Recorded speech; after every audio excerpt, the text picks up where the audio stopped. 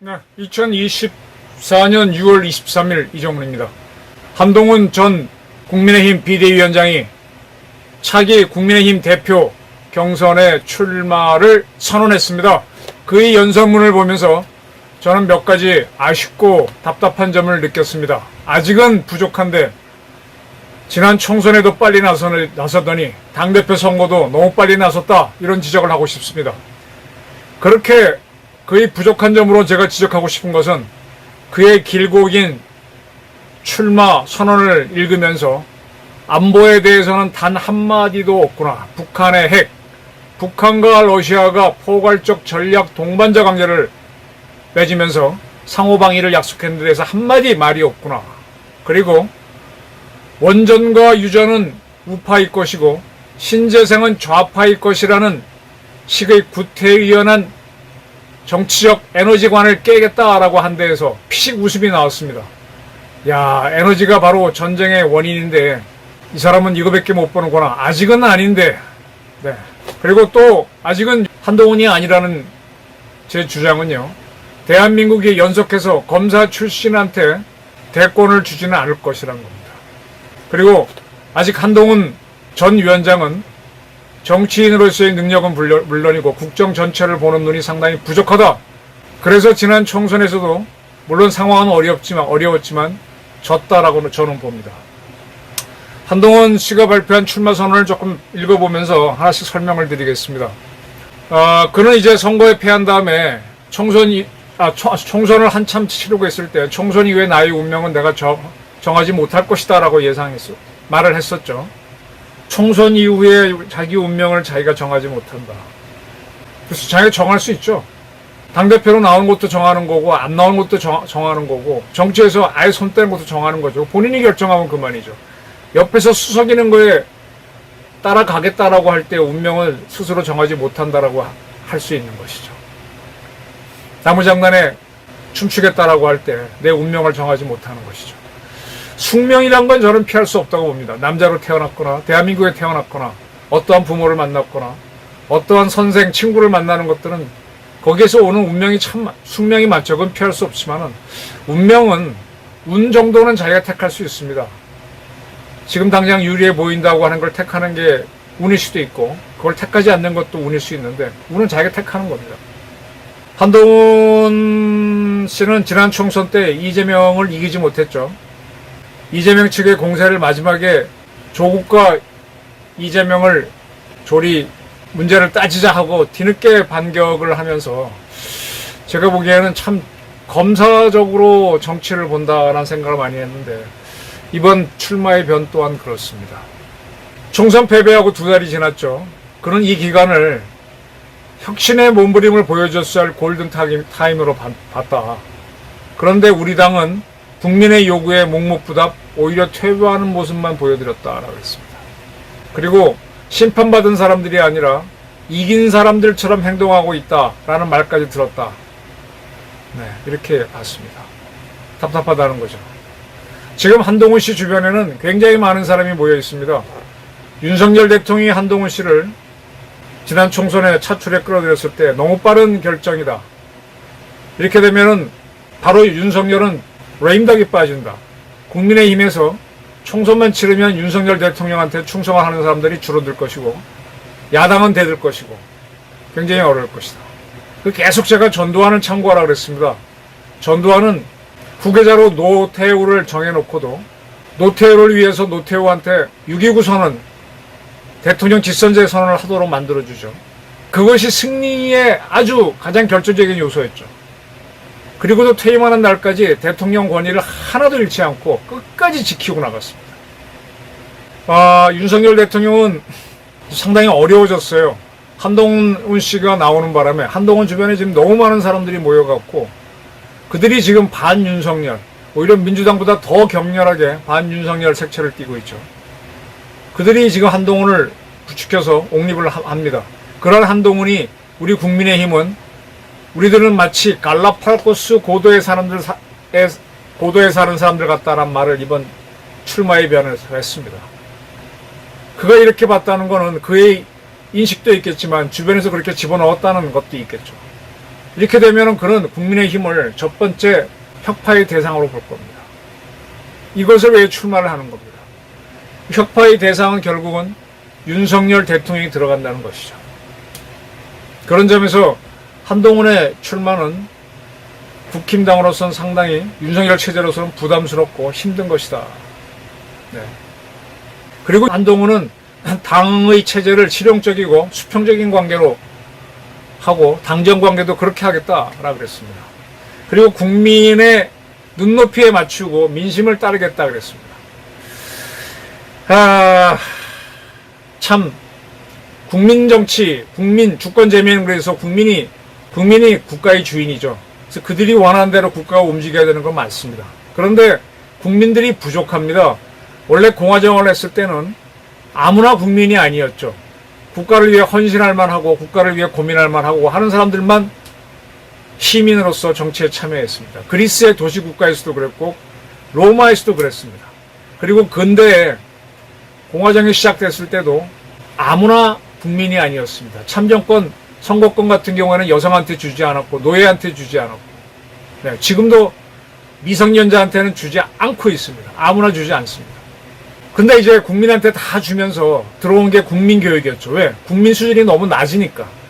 그래서 국민을 적어도 로마나 그리스 시대의 시민, 공화정을 할 때의 시민만큼 끌어올려서 또 그들의 헌신을 받아내면서 하자라는 식으로 국민교육이 들어갔는데 이 국민교육이 자기 출세를 위한 교육으로 변질되면서 그 효과가 지금 잘 나타나지 않고 있습니다. 그러다 보니까 이 정치라든지 행정은 결국은 누가 하느냐? 그 국민 중에서 고도의 훈련과 교육을 받은 전문가들이 합니다. 여러분들 사람 고치는 거 누구나 다 하지 않죠. 결국은 의사가 하죠. 파업을 하든 말든 전문가들이 합니다. 운전도 누구나 할 것 같지만 운전 교육을 받은 사람들이 하고요. 원자력 발전소 조정도 결국은 훈련받은 면허받은 조종사들이 하는 겁니다. 그래서 제가 드리는 말씀은 국민의 눈높이가 어디냐? 저는 국민의 눈높이를 원자력 발전소를 조종할 수 있는 조종사, 자동차를 운전할 수 있는 운전사, 환자를 고칠 수 있는 의사, 간호사처럼 자기 전문성이 있고 고도의 훈련을 받은 사람을 저는 일단 국민으로 봅니다. 그냥 복지국가니까 국가가 퍼주는 복지를 혜택을 받으면서 막걸리 한 잔 사주면 찍는 사람들은 국민으로 보지 않습니다. 제 공부가 짧지만은 종교계에서는 많이 사랑하라 그러죠. 무조건 사랑하라 그러는데 거기에서도 가만히 보게 되면요. 구제하지 못하는 사람이 있어요. 그리고 가장 좋은 게 중생이란 말이 있잖아요. 중생을 제도하라, 중생을 건져라 그러는데 중생이 짐승에서 나왔다는 건 다 아시죠? 그건 결국은 뭐냐? 사람들을 짐승 같은 걸로 봤다는 겁니다. 불교에서는. 원래 바탕이 그렇다는 거예요. 거기서 상당히 자기 헌신을 하고 교육을 받고 이런 사람들이 시민으로 나와서 정치를 하는 건데 그런 사람들이 많아지는 사회가 좋은 거죠. 근데 이 현대사회로 오면서 모든 사람을 시민으로 자격은 올려놨는데 그 본질은 사실은 중생이다. 중생이 얼마나 어리석습니까? 부처도 제도하지 못하는 중생이 있고요. 예수도 이끌지 못하는 사람이 있습니다. 도저히 안 되는 사람이 있습니다. 저도 그런 사람들을 취재하면서 사회생활 하면서 가끔은 봅니다. 아니 생각보다 참 많이 봅니다. 참 짐승처럼 이익 있는 대로 이리 갔다 저리 갔다. 그래서 국민의 눈높이에 맞춘다라고 할 때 이게 참 저는 암담한 생각이 들어요.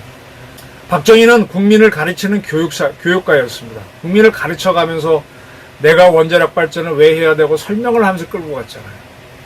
그 교육을 통해서 민심을 만들어야 되는데 한동훈의 연설에서는 그러한 노력이 빠져 있습니다. 그리고 그는 헬무트 콜 통일할 때의 독일 총리를 이야기하는데 그는 17살에 보수정당 기민당인가요? 기사당인가 기독교 당에 들어왔죠. 그래서 정치적으로 성장했고 나중에 통일을 했다라고 했는데 이 콜 총리는요. 검사만 한 사람이 아닙니다. 다양한 경험을 했고 그리고 굉장히 예지 능력이 있어서 결정적인 순간에 소련에 100억 달러의 차관을 줘서 소련이 동독에서 철수하게 하고 그리고 동서독이 서로 합의해서 통일될 때 찬성하도록 유도를 합니다. 평화통일을 이끌어낸 사람이죠. 한동훈처럼 검사로서의 길만 걸은 사람이 아니란 얘기입니다.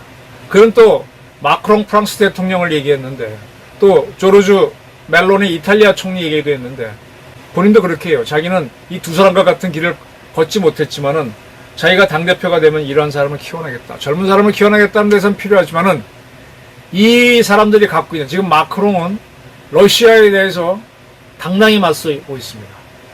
그 이탈리아 총리도 이번에 G7 회담을 하면서 자기 할 얘기를 하는 지도자가 되겠죠. 지금 북한과 러시아가 포괄적 전략 동반자 관계를 맺으면서 상호방위 동맹을 약속했습니다. 이런 거에 대해서 대한민국 대통령이 뭘 얘기할 수 있어야 되는데 윤 대통령도 아직은 말이 없고 한동훈은 아예 입도 뻥긋 안 하고 있습니다. 많이 부족하다는 얘기입니다. 그리고 그는 108석의 의석을 건졌지만은 국회에 들어오신 데 실패한 163명의 원외 당협위원장이 있다라고 하면서 그들을 걸출하다라고 표현했습니다. 걸출한 사람이 야당한테 계십니다. 이 당협위원장, 원외 당협위원장을 갖고 정치를 하려면 혁명적인 발상을 해야 됩니다. 그게 아까 국민 눈높이에 맞춰서 국민의 아부해 갖고 원외 위원장들이 원내로 들어오게 한다? 네, 그렇게 볼 수도 있겠죠. 근데 그게 아니라고 저는 봅니다. 국민 개조를 해야 됩니다. 그는 주인공은 정치인이 아니라 국민이어야 한다, 이렇게 하면서 에베레스트 올라갈 때 올라가는 거는 등산가이지만 그를 안내하는 건 쉘파죠. 쉘파 같은 리더십이 필요하다라고 했습니다. 이 말을 보면서 그 전에 숙명여대 총장했던 분이 서번트 리더십을 얘기했었죠. 서번트, 봉사하는 리더십. 리더십이 봉사인가요? 이거는 물속에서 불을 켜다 라는 것처럼 상당히 불가능한 말입니다. 리더는 다릅니다. 쉘파 같은 리더가 아니라 앞장서서 나가야 됩니다. 그리고 그는 서울공대 신임학장 인터뷰를 인용해서 그 학장이 과학기술이 정쟁화되고 있다, 에너지 문제를 예로 들면 원전 지지 세력, 신재생 재생 시력, 영일만 유전까지도 정쟁이 되고 있는데 이게 문제다라고 했습니다. 예, 맞아요. 이게 문제입니다. 근데 그러면서 이제 한동훈은 에너지는 정치를 모른다, 몰라야 된다. 근데 우파는 원전과 유전을 하자 그러고 신재생은 좌파가 하는 걸로 알려져 있으니 이게 문제다, 정치적 도시를 깨겠다 그랬는데 사실은 에너지 쟁탈전이 정치의 핵심입니다. 누가 에너지를 갖고 가느냐, 권력을 가져가는 건 에너지를 가져가는 겁니다. 에너지가 돈입니다. 에너지가 경제입니다. 신재생으로 벌겠다라고 해서 가져가는 게 좌파들인데 그걸로는 국민 다수가 많이 가질 수가 없어요. 좌파들만 가지죠. 그래서 원전을 주장하는 겁니다. 국가 안보를 위해서라도. 근데 그는 이러한 발상에서 보게 되면은 이거를 확실한 선택을 못하고 있는 걸로 보여요. 그냥 펑퍼짐한 인식을 하는 걸로 보입니다.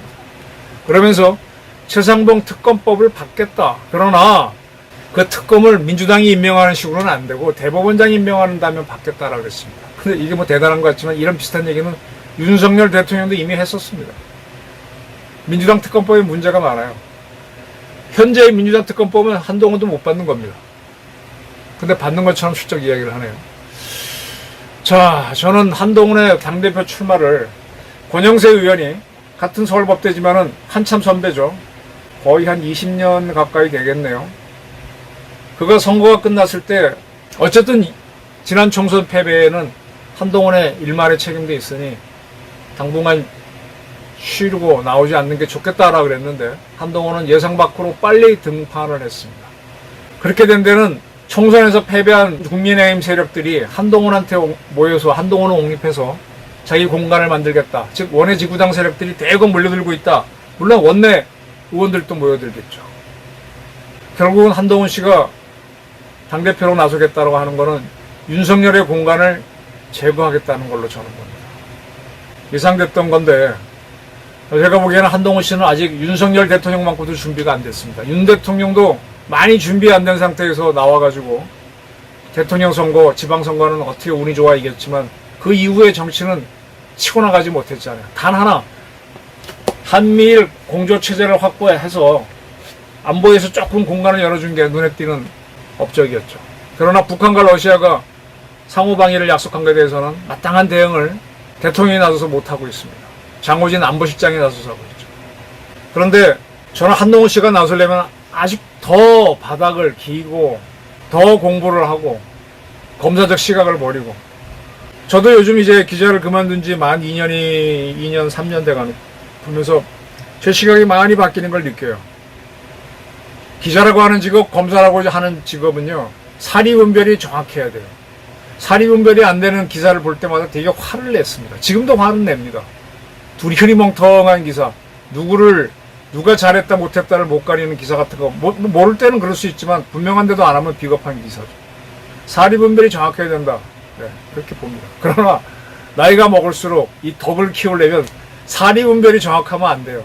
두리뭉실하게 할 줄도 알아야 돼요. 이게 제가 지금 퇴직 후에 사리분별이 너무 정확하면은 덕이 없고 사람이 안 모인다라는 걸 크게 깨닫고 있거든요.